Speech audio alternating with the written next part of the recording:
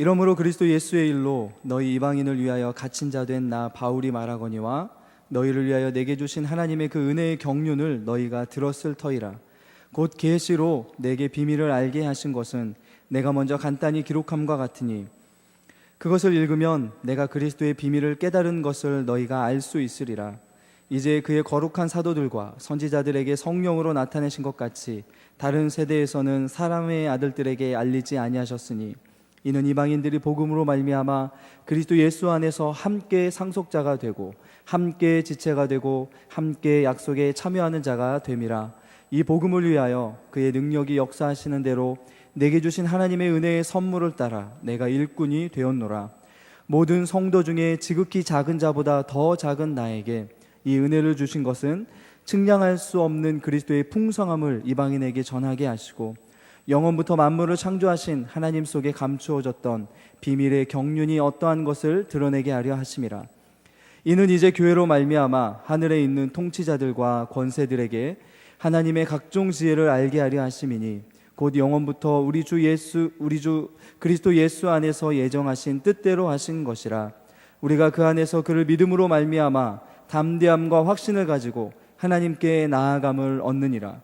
그러므로 너희에게 구하노니 너희를 위한 나의 여러 환난에 대하여 낙심하지 말라. 이는 너희의 영광이니라. 소치 동계 올림픽이 끝났습니다. 이제 뭐 보죠? 생각보다 참 많은 뒷이야기를 낳았고요. 생각보다 많은 이들이 그렇게 동계 올림픽을 좋아한다는 것을 좀 알게 되었습니다. 저도 가끔씩 결과가 궁금해가지고 TV를 보곤 했었던 그런 시간이었던 것 같습니다. 그런데 올림픽에 보면 저희가 이제 이번에도 이슈가 됐었는데요. 올림픽에 그 깃발이 있습니다. 오륜기라고 하죠. 올림픽 깃발을 보면 5개의 대륙을 상징하는 5개의 원이 이렇게 W 모양으로 이렇게 각 색깔을 나타내면서 있는 깃발을 저희가 보게 됩니다. 스포츠 안에서 공정한 경쟁 안에서 화합할 수 있는, 세계가 하나 될 수 있는 소원을 담아가지고 그 길을 이렇게 만들었다고 합니다. 그런데 이번 올림픽에 여러 가지 들려오는 이야기들을 보면 감동을 준 부분도 있었지만 김연아 선수에 대한 여러 가지 의혹들, 이런 것들, 또 앞에 가는 선수를 잡아채려고 했던 그런 또 다른 나라 선수들을 바라보면서 이게 좀 곱지 못한 눈으로 바라보게 됐고요. 또 눈살을 찌푸리게 됐었습니다. 모두 순위 경쟁에 여전히 지배받는, 이제 큰 말로는, 큰 타이틀로는 화합이다라고 이야기하지만 사실은 마음속에는 여전히 경쟁하고 여전히 이기려고 하는 그런 모습들로 이렇게 차 있는 그런 우리들의 모습을 보게 됐던 것이 저는 사실 동계올림픽이었습니다. 어쩌면 이것이 우리 인간들의 한계인 것 같습니다. 이런 한계를 과연 어떻게 우리가 뛰어넘을 수 있을까요? 우리 내면에 깊숙이 자리 잡아 이렇게 지워질 것 같지 않은 이 경쟁의식을 과연 어떻게 하면, 이 스포츠도 못하는 이 경쟁의식을 어떻게 과연 해결할 수 있을까라는 생각을 좀 해보게 되었습니다. 그렇지만 우리는 불가능하지만 하나님은 가능하게 하실 줄 믿습니다. 하나님께서 천지를 창조하실 때 인간을 중심으로 모든 창조된 동물, 생명체들이 서로 유기적으로 잘 이렇게 화합하고 조화롭게 살아갈 수 있도록 만드셨습니다. 서로가 서로에게 좋은 영향을 주면서 서로가 함께 살아갈 수 있도록 만드셨고요. 그것을 대표로서 다스리도록 지음받은 존재가 바로 우리 인간들입니다. 그런데 모든 피조물의 대표인 인간이 범죄했고요. 그 조화가 순식간에 깨져버렸습니다. 이제 서로의 필요를 채워주던 피조물들의 관계가 서로의 필요를 채우기 위해서 다른 피조물들을 해하고 또 그 관계를 깨뜨리는 그러한 악한 관계가 되어버렸습니다. 하나님께서 채워주시던 풍요가 사라지자 인간들은 2가지 방법에 그 필요를 채우는 방법을 찾았습니다. 첫 번째 방법은 다른 사람들의 것들로 빼앗아서 자기의 필요를 채우는 방법이었습니다. 그런데 그것들로도 만족하지 못하자 인간들은 이제 보이지 않는 하나님 대신 하나님이 채워줄 수 있는 그 분량을 다른 것들의 눈을 돌려서 채우고자 노력했습니다. 그것이 우상 숭배입니다. 눈에 보이지 않는 하나님을 의지하는 것이 아니고 눈에 보이는 우상들에게 자기의 필요를 채워달라고 그렇게 의지하는 존재들이 인간들이 되어버린 것이죠. 타락한 모습입니다. 어리석은 모습이죠. 하나님께서 인간을 구원하신 목적, 이것이 바로 이 잃어버렸던 창조 세계의 조화를 다시금 회복하기 위해서입니다. 예전처럼 서로가 하나 되고 서로가 유기적으로 연합해서 서로가 서로의 필요를 채워주고 서로가 서로를 함께 살아갈 수 있도록 만들어주는 그런 새로운 세계, 그것이 바로 하나님께서 이 땅에서 구원을 이루시고자 했던 목적 중에 하나였습니다. 무엇보다도 특별히 우상에게 돌려 있던 인간들의 눈을 참된 창조주이시고 구원자이신 하나님만을 통해서 필요를 공급받는 그런 관계로 회복하기를 원하셨습니다. 이 파괴된 관계, 파괴된 조화를 다시금 회복하고 조화롭게 하시려는 계획을 세우신 하나님께서는 예수 그리스도를 통해서 이것을 이루셨습니다. 우리는 예수 그리스도의 구원을 그래서 창조를 새롭게 하심, 그래서 재창조하심이라고 말할 수 있습니다. 구원은 이 세상을 새롭게 창조하신 하나님의 재창조의 사역의 결과입니다. 그리고 그 재창조의 사역은 지금도 이루어지고 있습니다. 우리가 기억해야 될 것은 예수 그리스도의 구원, 예수 그리스도의 십자가의 사역은 우리 한 사람 잘 되게 하기 위해서 베풀어 주신 은혜가 아니라는 것입니다. 십자가는 우리의 개인적인 구원을 이루기 위해서 하나님께서 계획하시고 이 땅에 베푸신 하나님의 구원의 은혜가 아닙니다. 하나님께서는 그분이 창조하신 모든 피조물들이 구원받아 인간들이 구원받아 새 사람이 된 성도들을 통해서, 그러한 성도들을 통해서 다시금 회복하기를 원하셨던 거죠. 개인의 구원을 통해서 공동체가 회복되는 것, 그것이 바로 구원을 이루신 하나님의 참된 의도였습니다. 올림픽 같은 스포츠, 공정한 경쟁을 내세우는 올림픽 같은 온 세계의 축제도 사실은 사람들이 하나 되게 하는 것에 실패하였습니다. 그렇지만 하나님께서는 이를 가능하게 하시는 이제 공동체를 세우셔서 이 화합과 하나 되는 것을 가능할 수 있도록 만드신 것이지요. 그것이 바로 복음 안에서 구원받은 새롭게 창조되고 한 사람처럼 연합된 교회이고, 교회를 통해서 하나님은 그 뜻을 이루어가고 계십니다. 하나님께서 만들어주신 이 지상의 그리스도인들의 모임은 경쟁과 반목과 대적과 다툼의 이 한계를 뛰어넘을 수 있는 유일한 공동체로 이 땅에 세워졌음을 우리는 알고 있습니다. 이것이 교회입니다. 우리가 지금 에베소서를 쭉 저와 함께 살펴보고 있는데요, 2장 11절에서 21절에 교회의 가장 큰 특징을 이야기하고 있습니다. 혹시 무엇인지 기억나십니까? 교회의 가장 큰 특징이 무엇입니까? 하나님께서 예수 그리스도의 십자가, 그분의 육체를 통해서 이루셨던 교회의 가장 큰 특징은 화목이었습니다. 화목해 하심. 물과 기름처럼 서로 하나 될 수 없을 것처럼 보였던 이방인과 유대인들을 예수 그리스도께서 그분의 십자가에 피 흘려 주심으로 그 안에서 하나 될 수 있도록 화목하게 하신 것이 바로 그렇게 해서 이루어진 것이 교회입니다. 세상의 어떤 모임이 아닌 교회 안에서 그 둘이 하나가 되고 화목이 일어났습니다. 예수 그리스도께서 그분의 육체를 통해서 둘 사이에 막혀있던 담을 허셨고요, 그리고 구원받은 모든 사람들은 예수 그리스도 안에서 한 사람처럼 만들어주시는 은혜를 누리게 되었습니다. 새로운 피조물, 새로운 인종, 새로운 인류가 교회 안에서 예수 그리스도의 사역을 통해서 탄생한 것이죠. 우리는 이러한 사람들을 교회 혹은 성도라고 부릅니다. 그렇게 십자가를 통해서 화목된 성도들 간에서 나타나는 교회의 특징이 바로 화평이죠. 화목된 성도들을 통해서 보여지는 교회의 모습이 바로 화평함입니다.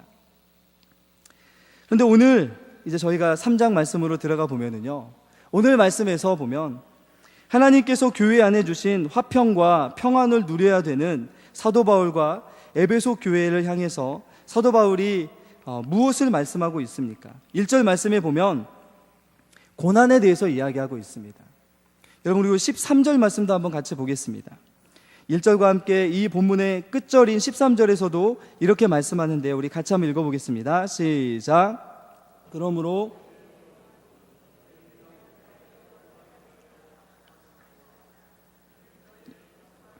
아멘.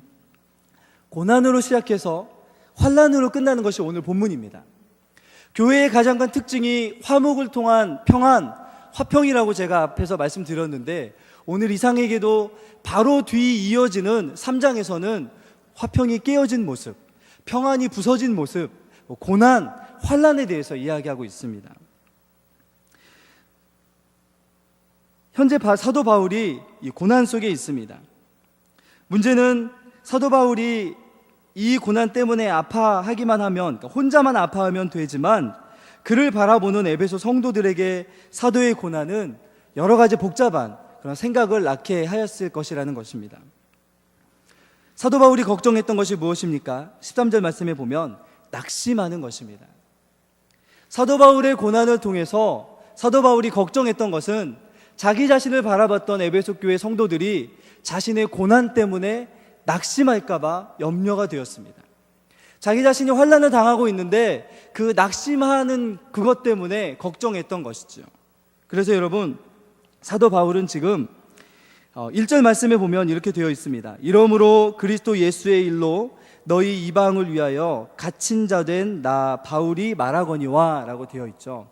우리 성경에는 말하거니와 라는 구절이 사실은 있는데요, 원래 원문에는 이 말한다는 말이 없습니다. 사도 바울이 이렇게 펜을 들어서 에베소 교회에게 서신서를 이렇게 이 편지를 써가는 도중에요, 원래는 14절로 바로 갔어야 됩니다.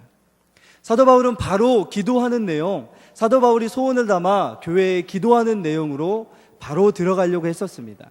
그런데 기도하는 내용을 이야기하기에는 에베소 교회 성도들에게 혹시라도 낙심하여 있고 그들이 만약에 환난 때문에 고민하고 있다면 14절 이후의 기도의 내용이 별로 그들에게 의미 있게 들려지지 않을 것이라는 것을 사도 바울은 잘 알고 있었습니다. 그래서 사도 바울은 14절 이후에 영광스러운 교회가 할 수 있는 그 기도의 내용을 소개하기 전에 이 낙심의 문제를 먼저 다루기로 다짐합니다. 그리고 그 낙심의 문제를 오늘 본문을 통해서 해결한 이후에 교회가 할 수 있는 영광스러운 기도에 대해서 가르쳐주고 있습니다. 먼저 우리가 이 낙심하게 될 만한 이유가 무엇이냐면, 이 평안의 복음을 전해주었던 이 사도 바울이 지금 갇혀 있다는 것이죠. 에베소 교회 성도들에게 복음 안에서 사도 바울이 이야기해줬던 놀라운 이야기들을 우리가 1장부터 보고 있습니다. 하늘의 신령한 복을 주신 하나님의 능력, 그 복음 안에서 죄와 허물로 죽었던 우리를 예수 그리스도의 십자가를 통해서 구원하여 주신 하나님의 놀라운 은혜를 전해주었던 이가 바로 사도 바울이었습니다. 그런데 그가 바로 지금 갇혀 있는 것이죠. 다른 이들이 아니라, 에베소 교회의 어떤 지도자가 아니라 에베소 교회를 세웠고 에베소 교회에게 하나님의 능력과 하나님의 자비와 사랑을 가르쳐 주었던 사도 바울, 바로 그가 지금 그 복음 때문에 갇혀 있는 것이죠. 참된 자유를 외쳤던 사도 바울이, 유대인과 화합을 외쳤던 사도 바울이 바로 그 유대인 때문에 자유를 잃어버리고 갇혀서 지금 고통을 당하고 있는 것처럼 보이는 것이죠. 때론 이와 같이 우리의 삶 속에 이런 일들이 종종 있는 것을 보게 됩니다. 복음의 내용은 이런데 우리에게 성경에서 말씀하고 있는 복음은 능력이고 자비이고 사랑인데도 불구하고 우리의 삶에서 일어나는 문제들은 종종 복음과 상관없는 것처럼 보이는, 복음에서 이야기하는 것이 이루어지지 않는 것처럼 보이는 문제들로 가득 차 있는 것처럼 보일 때가 있습니다. 오늘 에베소 교회를 향해서 사도 바울이 가졌던 걱정이 사실은 우리의 걱정처럼 보일 때가 있습니다. 삶의 환경과 복음이 서로 괴리된 듯한 그러한 이유 때문에 때로 우리가 낙심하게 됩니다. 우리의 삶과 많이 동떨어져 보이는 것처럼 들리는 복음의 내용, 그래서 삶의 여러 가지 것들을 이겨내야 되는데도 불구하고 그것들에게 힘없이, 아무런 의미 없이 보이는 것처럼 복음의 그런 것들 때문에 우리에게 낙심이 찾아올 때가 있습니다. 성경에서는 하늘의 신령한 복을 이야기하지만 현실에서 있는 여러 가지 문제들은 끊임없이 우리를 찾아오고 우리를 괴롭힐 때가 있습니다. 우리를 그냥 문제가 스쳐 지나가면 좋겠는데, 여러분, 우리의 문을 어김없이 빠뜨리지 않고 우리의 문을 노크하고 우리에게 찾아오죠. 요즘 미세먼지 때문에 아마 많은 이들이 이렇게 걱정하고 있습니다. 여러분, 예수 믿는 사람이라고 이 미세먼지가 피해가나요? 예수 믿는 사람이라고 이 미세먼지가 우리 코에 안 들어올까요? 많은 이들이 복음과 상관없어 보이는 것처럼 보이는 자신의 삶에 찾아오는 고난과 역경, 특별히 고난 그 자체 때문에 힘들어하는 것이 아니라 예수 그리스도를 향한 믿음과 소망 가운데서 뭔가 해결책이 보였으면 좋겠는데 복음에서 이야기하는 소망과 우리의 삶이 너무나 동떨어져 있는 것처럼 보일 때 낙심하게 됩니다. 여러분은 어떻게 하면서 그 환난 속에서 우리 자신들의 마음을 이겨내면서 여러분 이 고난들을 극복하고 계신지 모르겠습니다. 오늘 사도 바울은 그래서 이 낙심할 수도 있을지 모르는 에베소 교회 성도들을 향해서 잠시 펜을 놓고 다른 말씀으로 성도들을 위로하고 있습니다. 오늘 그 위로가 무엇인지를 함께 여러분과 좀 나누었으면 좋겠습니다. 사도 바울은 먼저 자기 자신이 당하는 고난이 다른 이유 때문이 아니라 이방 교회, 에베소 교회와 같은 이방인들을 위한 것이라고 먼저 선포하고 있습니다. 자신이 고난당하는 것이 이 세상의 힘에 굴복당하는 것 때문이 아니고요, 이 고난의 이유가 바로 이방 교회 그 자신들을 위해서 복음을 전하여 했기 때문이다. 그래서 내가 고난을 받고 있다라고 말하여 주는 것이죠. 고난에 사도 바울 자신의 삶에 고난이 찾아왔는데 그 목적이 무엇이냐면 바로 에베소 교회와 같은 이방인들 때문이라고 이야기해 주고 있는 것입니다. 사도가 자신을 무엇이라고 이야기하고 있는지를 한번 보겠습니다. 우리 1절 말씀인데요, 우리 1절 말씀도 같이 한번 다시 읽어보겠습니다. 1절입니다. 같이 읽겠습니다. 시작.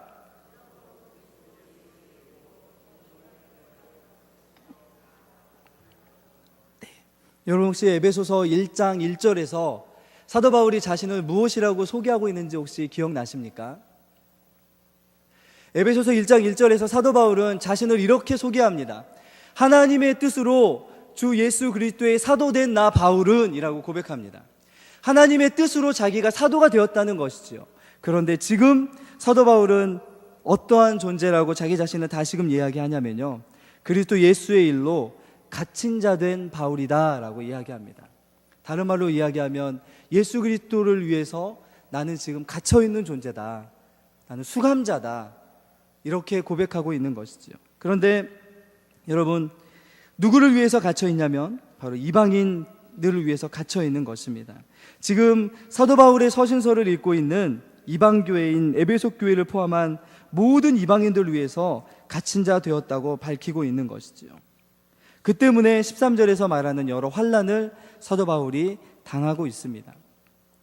사도 바울은 이 환난과 고난 자체가 예수 그리스도의 일, 바로 이방인들을 구원받는 백성의 반열에 들어가게 하시기 위한 예수 그리스도의 십자가를 전하는 일을 하다가 당하는 고난이다. 그래서 의미 없는 고난이 아니고 목적 없는 고난이 아니고 여러분들이 염려하고 낙심할 만한 고난이 아니고 이 고난 때문에 더 많은 이방인들이 예수 그리스도께로 돌아올 것이고 이 고난의 목적이 바로 여러분들 때문입니다 라고 그들을 위로하고 있는 것이죠. 이렇게 이야기하면서 사도 바울은 자기 자신에게 주신 은혜의 경륜, 하나님의 역사가 자기 자신에게 얼마나 놀랍게 이루어졌는지를 말씀하고 있습니다. 다메섹 도상에서부터 시작된 하나님의 이방인들을 구원하시기 위해서 사도 바울을 택하시고 사도 바울에게 행하셨던 그 모든 일들을 에베소 교회가 알고 있기 때문에 그것을 기억해 본다면 사도가 갇힌 자 된 것은 전혀 문제가 되는 것이 아니라 오히려 13절 말씀 마지막 부분에 이야기하는 것처럼 당신들의 영광이 될 것입니다 라고 권면하고 있는 것이죠. 하나님께서 얼마나 놀라운 비밀을 사도 바울에게 알게 하시고 이방인들에게 복음을 전하게 하셨는지를 생각한다면 내가 당하는 고난 때문에 여러분들이 낙심할 이유가 없습니다 라고 권면하고 있는 것이죠. 에베소 교회 성도들은 사도 바울에게 전해진 그 복음이 자신들에게 전달되기 위해서 하나님께서 사도 바울에게 얼마나 놀라운 일을 행하셨는지를 잘 알고 있었습니다. 사도는 그것을 다시금 기억하게 하면서 이방인들을 위하여 갇힌 자 되고 환난을 당하는 것이 얼마나 의미 있고 값진 것인지를 생각하라고 권면하고 있는 것이죠. 에베소 교회 성도들처럼 이방인들에게 구원의 복음을 전하다가 사도 바울은 죄수의 몸된 그런 처지에 빠지게 되었습니다. 예수 그리스도의 복음 때문에 스스로 갇힌 자 된 것이지요. 사실 우리도 때때로 이러한 고난의 과정들을 우리의 삶에서 보여질 때가 있습니다. 복음 때문에 당하는 고난, 복음 안에서 열심히 살아보려고 하다가 당하는 고난, 그런 어려움들이 때때로 우리의 삶에 낙심의 모습으로 우리를 공격할 때가 있습니다. 하지만 사도 바울은 에베소 교회에게 말씀하고 있는 것처럼 우리도 우리에게 복음이 전달되게 하기 위해서 2000년의 기독교 역사에서 얼마나 놀라운 일들이 있었는지를 기억하셨으면 좋겠습니다. 아니 2000년까지 가지 않더라도요, 우리의 삶에 고난과 어려움이 찾아올 때에 우리가 생각할 수 있는 것은 우리가 예수 믿게 하시기 위해서 우리의 삶에 하나님께서 얼마나 놀라운 일을 행하셨는지를 기억하라는 것이죠. 우리 같은 죄인들을 예수 믿게 하시기 위해서 우리의 삶의 순간순간 역사하셨던 그 하나님의 놀라운 경륜, 하나님의 경영하심, 하나님의 일하심이 얼마나 놀랍게 우리의 삶에 일어나는지를 기억하라는 것이죠. 그것을 기억한다면 우리가 낙심하지 않아도 된다는 것이죠. 여러분, 사도 바울의 말 속에는 자기 자신이 복음 때문에 갇힌 자 되었다고 하는 말 속에 어떠한 후회나 두려움이나 또 마음이 상한 그런 모습들이 드러나 있지 않습니다. 우리 성경에는 예수 그리스도의 일로 갇힌 자 된 나 바울이라고 되어 있는데요, 다른 성경의 번역에는 이렇게 되어 있는 구절이 있더라고요. 나는 그리스도의 포로이다 라고 되어 있습니다.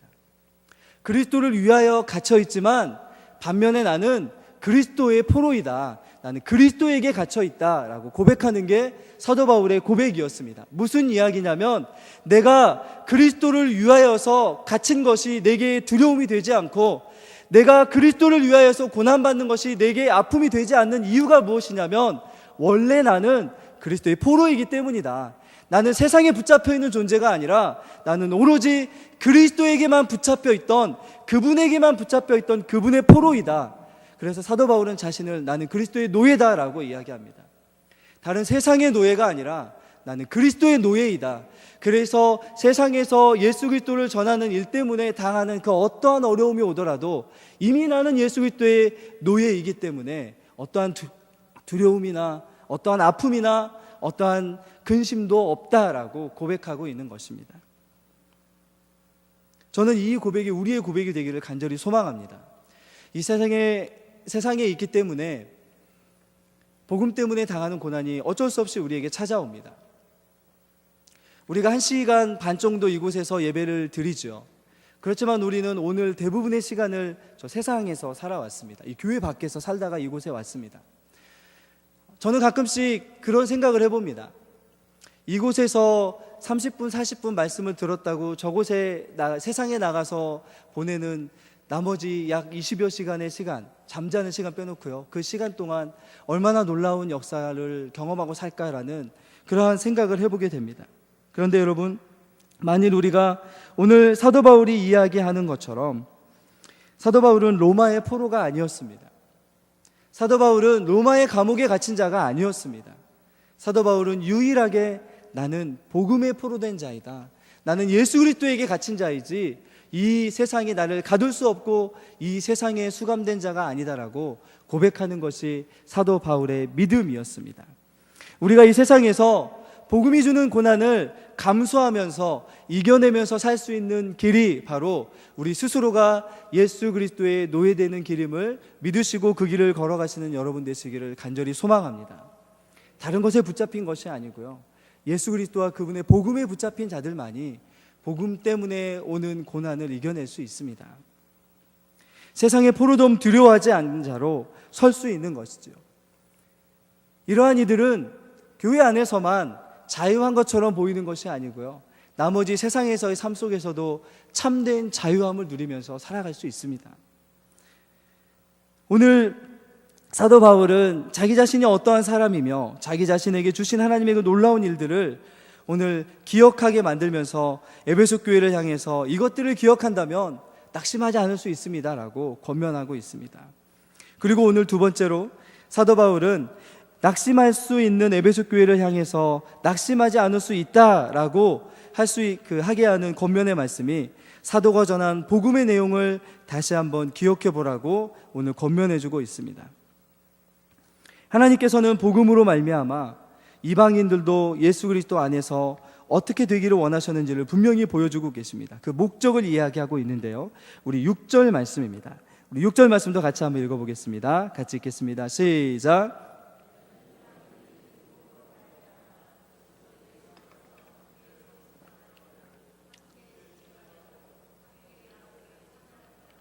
네, 다시 한 번만 뒷부분을 읽도록 하겠습니다. 그리스도 예수 안에서 한번 같이 한번 읽어볼까요?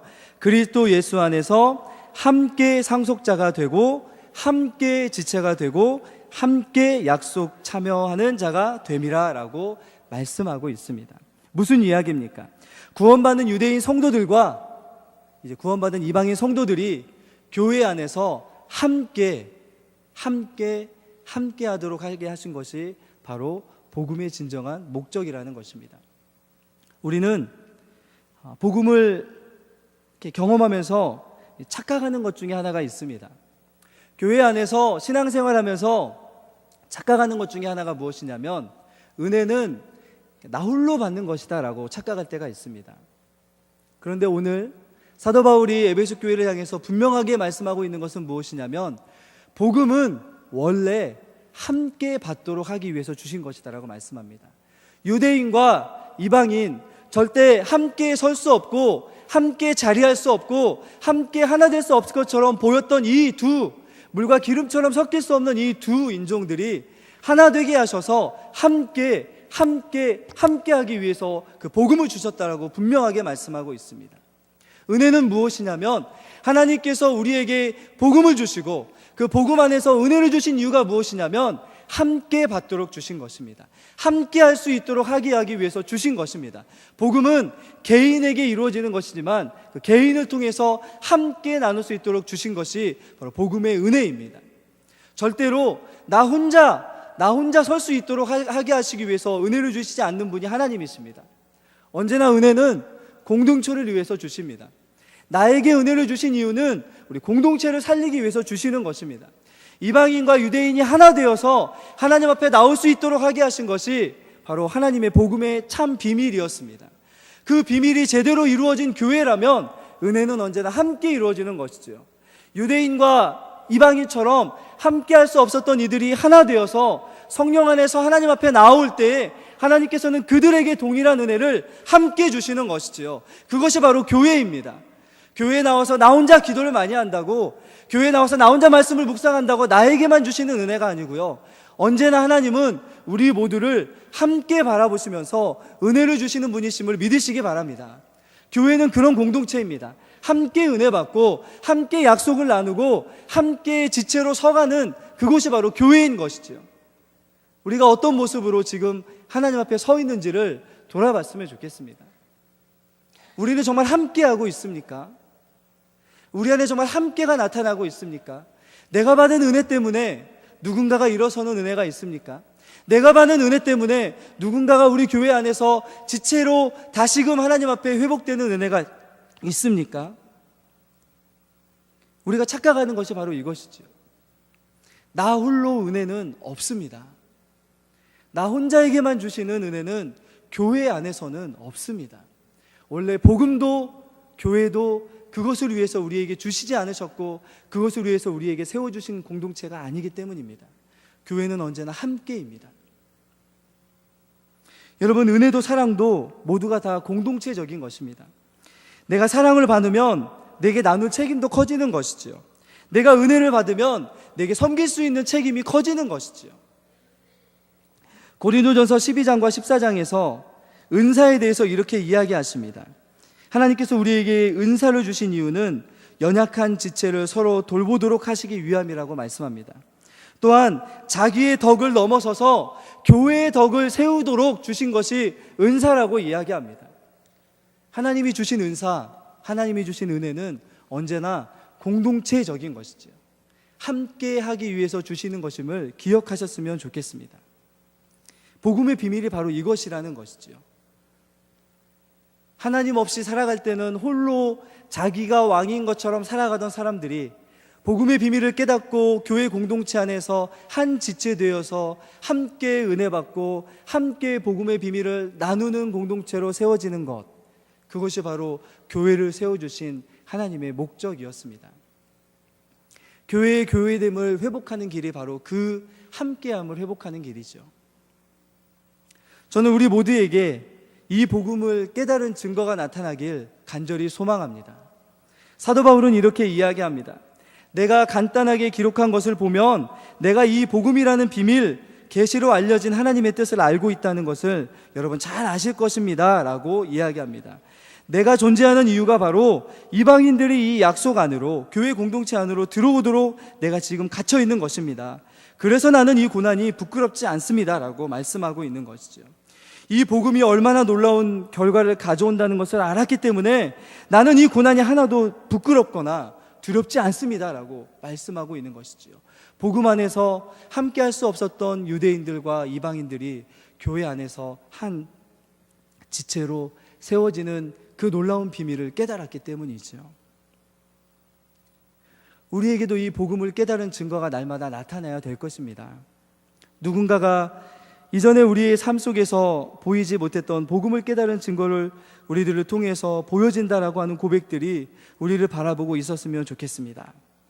교회 안에 하나님께서 이 영적인 연합, 질서, 조화를 원하시고 이방인들이었던 우리를 교회되게 하신 그 목적이 무엇인지를 알아가면서 우리의 삶의 이 복음을 깨달은 증거들이 계속해서 드러나기를 간절히 축원합니다.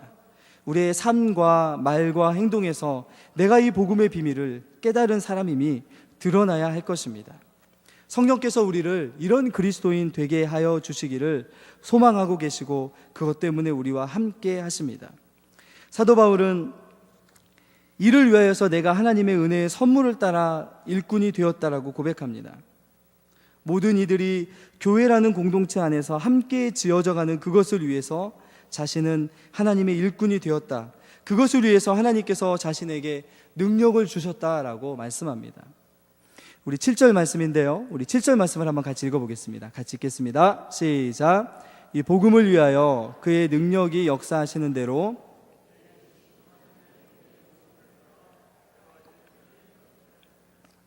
사도 바울이 이야기하고 있는 것이 이것입니다. 사도 바울은 그 누구보다 능력이 많았던 사람이었습니다. 그리고 사도 바울은 그 누구보다 하나님의 은혜를 많이 경험한 사람이었습니다. 그런데 자기 자신에게 나타나는 능력, 그것은 자신의 능력이 아니라 하나님께서 이 복음 안에 담겨있는 놀라운 계획과 그 의미가 무엇인지를 드러내게 하시기 위해서 주신 하나님의 능력에 불과하다는 것이죠. 자기 자신의 능력을 자랑하고 있지 않습니다. 이것이 모두가 하나님의 은혜의 선물이지 자신이 무엇인가 잘나서 그런 것이 아니라는 것을 말씀하고 있는 것이죠.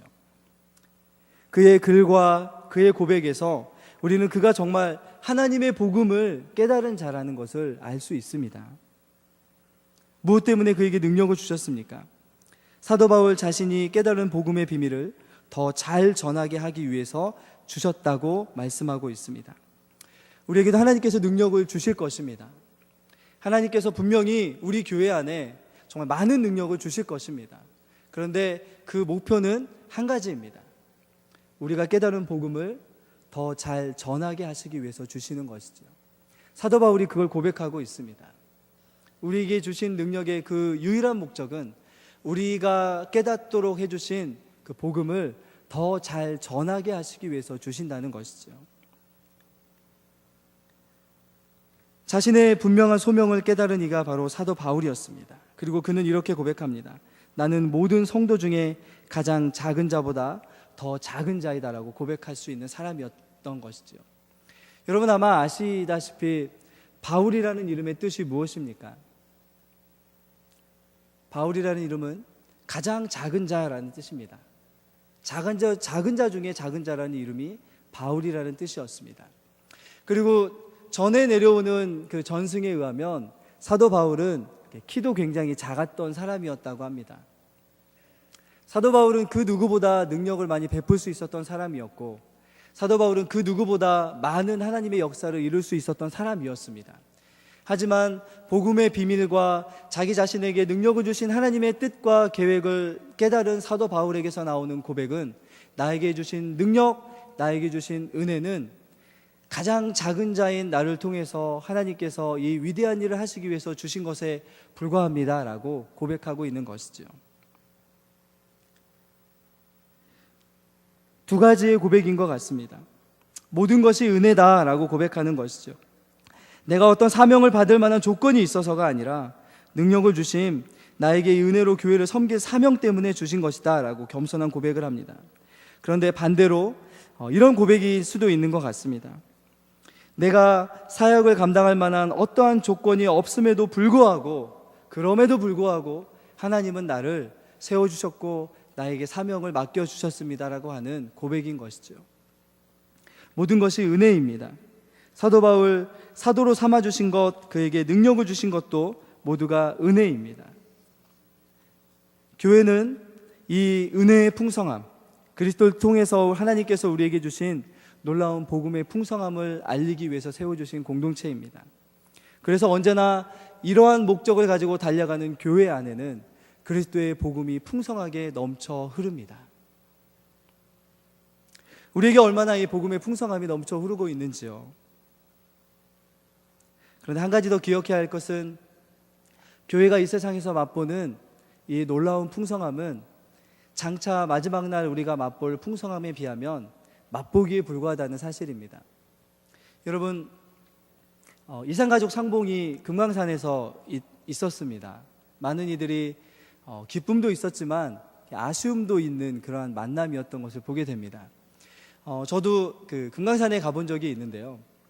금강산에 가서 꼭 보고 싶었던 것 중에 하나가 비룡 폭포였습니다. 다행히 그 산행길을 했었는데 안개가 끼긴 했지만 멋진 비룡 폭포를 본 적이 있습니다. 정말 장관이었습니다. 멋진 모습이었죠. 그런데 여러분, 만약에 그 비룡 폭포를 미국 국경지대에 있는 나이아가라 폭포 옆에다 한번 논다고 한번 생각해 보십시오. 장관일까요? 멋지게 보일까요? 정말 입이 막 다물어지지 않을 정도로 와 멋지다 할 수 있을까요? 아닙니다. 그 누구도 비룡 폭포보다는 나이아가라 폭포를 바라보면서 대단하다, 멋지다, 장관이다, 하나님의 영광을 찬양할 것입니다. 마찬가지라는 것이죠.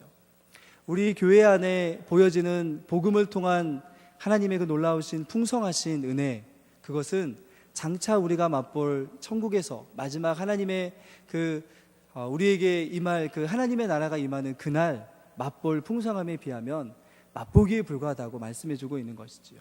그렇지만 그 맛보기에 불과한 놀라우신 복음의 풍성함이 얼마나 놀라운 것인지를 사도 바울은 새삼 우리에게 깨닫게 하여 주고 있습니다. 그래서 사도 바울이 당하는 고난이 심하여지면 심하여질수록 사도 바울은 이 고난이 나에게 영광이 된다라고 고백합니다.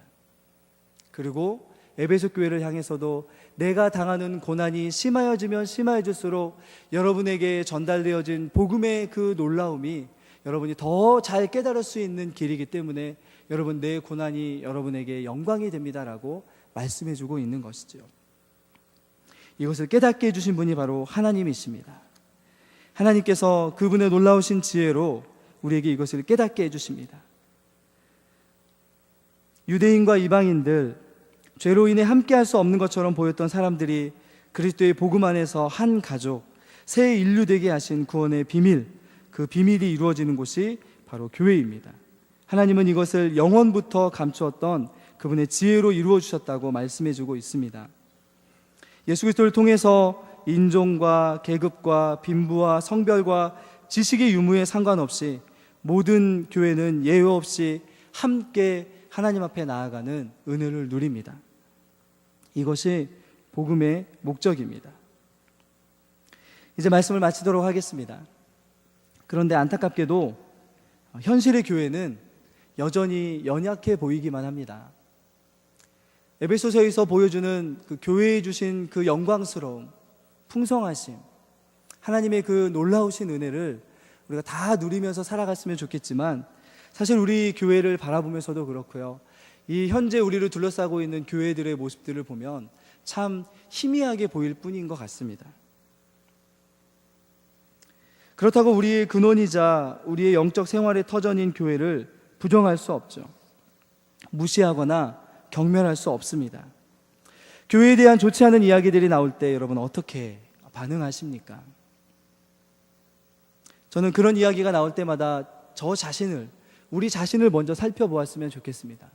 그리고 왜 하나님의 영광스러운 교회 안에 이런 일들이 일어나고 하나님의 약속하신 영광스러운 복음을 담고 있는 교회 안에 왜 이런 일들이 일어날까라는 생각을 하시면서 우리가 가져야 될 생각은 다시금 우리 교회 공동체 안에 하나님의 복음의 그 놀라우신 풍성하심이 넘쳐 흐를 수 있는 그 귀한 은혜가 임하기를 기도하는 것이라고 생각합니다. 우리가 이것을 위해서 기도해야 할 것입니다.